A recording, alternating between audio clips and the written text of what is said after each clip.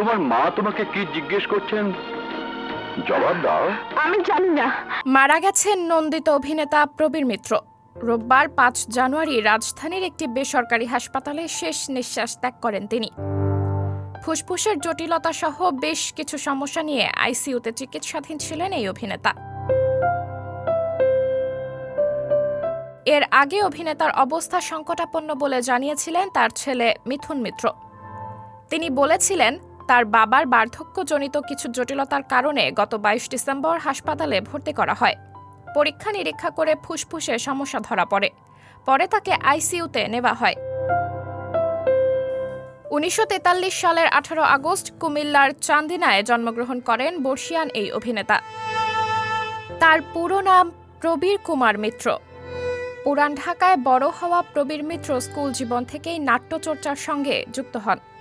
School জীবনে রবীন্দ্রনাথ ঠাকুরের ডাকঘর নাটকে অভিনয় করেছিলেন তিনি। ১৯৬৯ সালে জলছবি সিনেমায় অভিনয়ের মধ্য দিয়ে রূপালী জগতে আসেন প্রবীর মিত্র। সিনেমাটি মুক্তি পায় ১৯৭১ সালে। ক্যারিয়ারের শুরুতে কয়েকটি সিনেমায় নায়ক হিসেবে কাজ করলেও পরে চরিত্রাভিনেতা হিসেবে দর্শকপ্রিয়তা পান তিনি। দীর্ঘ ৫ দশকের ক্যারিয়ারে ৪০০ সিনেমায় অভিনয় করেছেন তিনি। ১৯৮২ সালে বড় ভালো লোক ছিল সিনেমায় অভিনয়ের জন্য জাতীয় চলচ্চিত্র পুরস্কার পান তিনি। ২০১৮ সালে জাতীয় চলচ্চিত্র পুরস্কারের আজীবন সম্মাননাতেও ভূষিত হন এই অভিনেতা। তবে ২১ পদক কিংবা স্বাধীনতা পদক পাননি তিনি।